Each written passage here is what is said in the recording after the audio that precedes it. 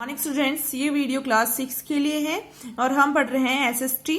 SST में हमारा geography चल रहा है, उसमें chapter 4 motion of the earth. Last video में हमने पढ़ा है रिवॉल्यूशन के बारे में कि रिवॉल्यूशन क्या होता है और रिवॉल्यूशन के इफेक्ट क्या है, रिवॉल्यूशन की वजह से क्या क्या चीजें होती हैं। तो हमने फर्स्ट इफेक्ट पढ़ा है variation in length of days and nights, और आज हम पढ़ने वाले हैं सीजन्स के बारे में और हम अलग अलग डेट के बारे में पढ़ेंगे कि उस डेट को क्या क्या चीजें होती है, जैसे बहुत लंबा दिन है या फिर छोटा दिन है। ये सारी चीजें हम आज के इस वीडियो के अंदर पढ़ने वाले हैं। तो इफेक्ट्स ऑफ रिवॉल्यूशन स्टार्ट करते हैं।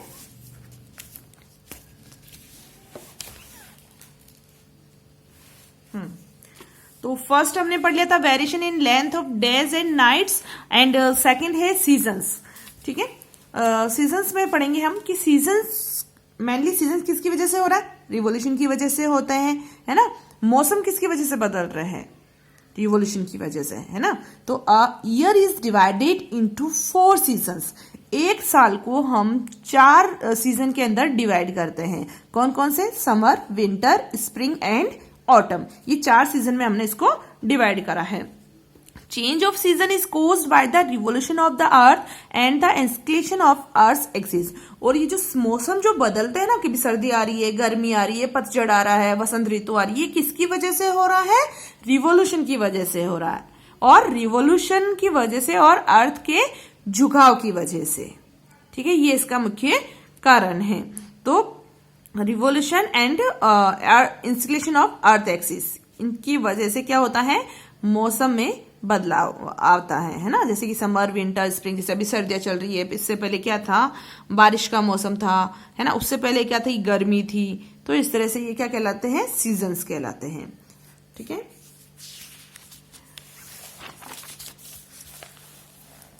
अब रिवॉल्यूशन की वजह से क्या होता है, द पोजीशन ऑफ 21 जून। अब 21 जून की स्थिति हम देखेंगे किसकी वजह से, रिवॉल्यूशन की वजह से। तो on 21 June the rays of the sun fall directly on the tropic of cancer.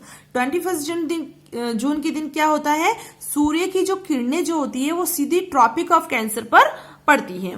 The areas near the line receive more heat than the areas near the poles that receive slanting rays. और जो tropic of cancer के आसपास का जो area जो है वो सबसे ज्यादा, और ये ट्रॉपिक ऑफ कैंसर किस तरफ है, नॉर्थर्न हेमिस्फीयर में, है ना।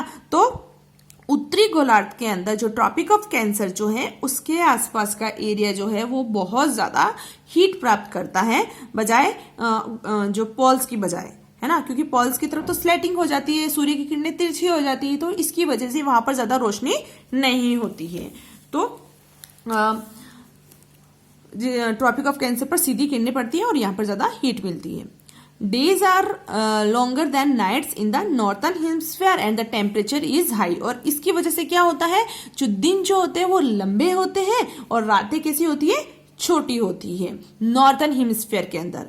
ठीक है, और टेम्परेचर कैसा रहता, हाई रहता। अब दिन भर अगर सूर्य की किरणें सीधी पड़ रही है वहां पर, तो टेम्परेचर तो नॉर्मल सी बात है कि मतलब हाई होना ही है ना, तेज हो जाता है वहां पर टेम्परेचर।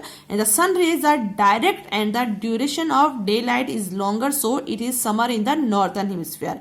अब सूर्य की किरणें सीधी भी पड़ रही हैं, ठीक है, और दिन लंबे भी हो रहे हैं, पूरे दिन भर गर्मी रह रही है, टेम्परेचर भी ज्यादा रह रहा है। तो ये कौन सा मौसम हो गया, समर का मौसम हुआ ना। तो नॉर्थर्न हेमिस्फीयर में कौन सा मौसम हुआ, समर का मौसम हुआ।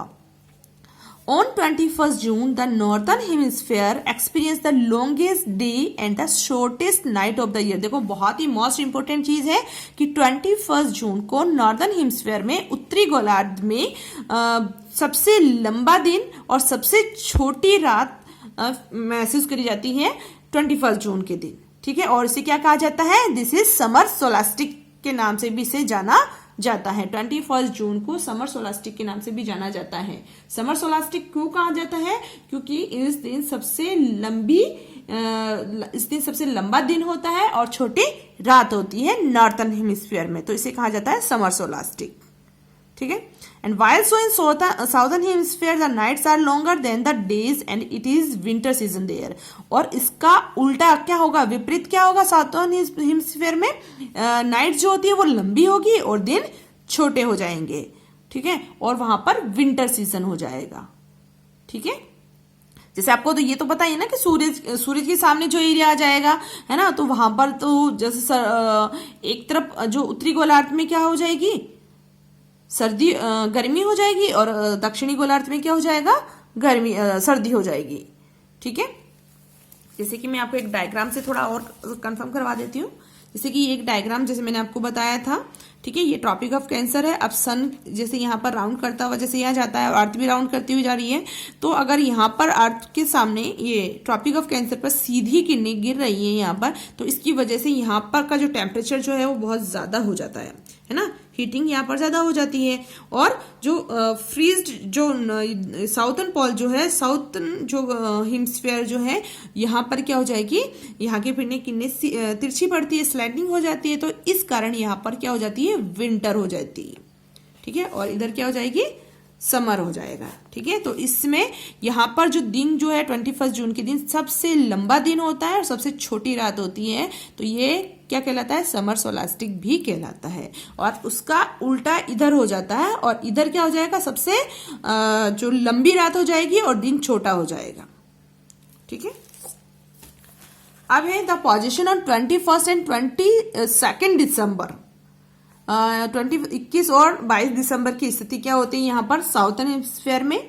The southern hemisphere start turning towards the sun after September 23 and reaches its maximum position on December 21st and 2nd. On this day, the southern polar region has 24 hours of daylight and northern polar region experience 24 hours of night. देखो ये 23 और 21 और 22 के दिन क्या होता है, यहाँ साउथर्न हेमिस्फीयर के अंदर पूरा दिन क्या होता है, इसको 24 आवर्स, पूरा दिन और रात इसको क्या मिलती है, रोशनी मिलती है। ठीक है। तो पूरा दिन कैसा हो जाता है, 24 आवर का डे लाइट हो जाती है यहाँ पर। एंड नॉर्थर्न पोलर रीजन में क्या हो जाएगा, 24 आवर्स की नाइट हो जाती है, मतलब बहुत ज्यादा ठंड हो जाती है। तो the sun is the greatest distance in the southern hemisphere. It shine vertically over the tropic of Capricorn and this position is known as winter solstice. और इसका जैसे समर सोलास्टिक का विपरीत किस तरफ हो जाएगा, साउथर्न हेमिस्फीयर में हो जाएगा, और यहाँ पर ये क्या कहलाएगी, विंटर सोलास्टिक कहलाएगी। ठीक है। Then the position on 21st March and 23rd September. अब 21st मार्च की और 23rd सितंबर की स्थिति क्या होती है, देखो, on 21st March and 23rd September the direct rays of the sun fall on the equator. अब 2 दिन, कौन कौन से दिन, एक तो 21 मार्च को और एक होता है 23rd सितंबर को। इन दोनों डेट को जो सूर्य की जो किरणें जो है वो इक्वेटर पर सीधी पड़ती है ना। इक्वेटर कौन सा होता है अपना, ये रहा 0 डिग्री इक्वेटर, इसको कहते हैं। ठीक है। तो 21 और 23rd, ठीक है, इस डेट को क्या होता है, 21 मार्च, ठीक है, और 23rd को सितंबर, 23rd सितंबर को क्या होता है, सूर्य की जो किरणें जो है वो इक्वेटर पर बिल्कुल सीधी गिरती है। ठीक है। And that is on 21st March the sun cross the equator to move into the northern hemisphere. और 21 मार्च को जो सन जो है इक्वेटर को क्रॉस कर नॉर्थर्न हेमिस्फीयर की तरफ जाता है, और 23rd सितंबर को वापस अगेन वो इक्वेटर को क्रॉस करता है और किस तरफ आता है, साउथर्न हेमिस्फीयर की तरफ आता है। And at this position neither of the poles is tilted towards the sun. And the whole world experience equal day and equal night as the circle of illumination passes through both the poles. Therefore, the position are called spring equinox and autumn equinox respectively. The term equinox means equal days and night. और ये जो date जो होती है 21 मार्च और 23rd सितंबर, ये क्या कहलाती है, spring equinox and autumn equinox कहलाती है। और इक्विनॉक्स का मतलब होता है इक्वल डे और नाइट, समान दिन और रात। मतलब 21 मार्च को और 23rd सितंबर को क्या होता है, दिन और रात बराबर होते हैं, इक्वल होते हैं। ना तो दिन बड़ी होती है ना रात छोटी होती है ना, दोनों इक्वल होता है, तो इसे कहा जाता है इक्विनॉक्स। ठीक है। अब है vertical and slanting rays of the sun. The portion of the earth that is tilted towards the sun receive vertical rays of the sun while the other portion receive slanting rays. अब देखो जो सन के सामने का जो area जो होगा उस पर तो सीधी पड़ेगी, है ना, और जो उसका जो पीछे का या ऊपर जो पोर्शन जो होगा उस पर स्लैंटिंग रेज पड़ेगी।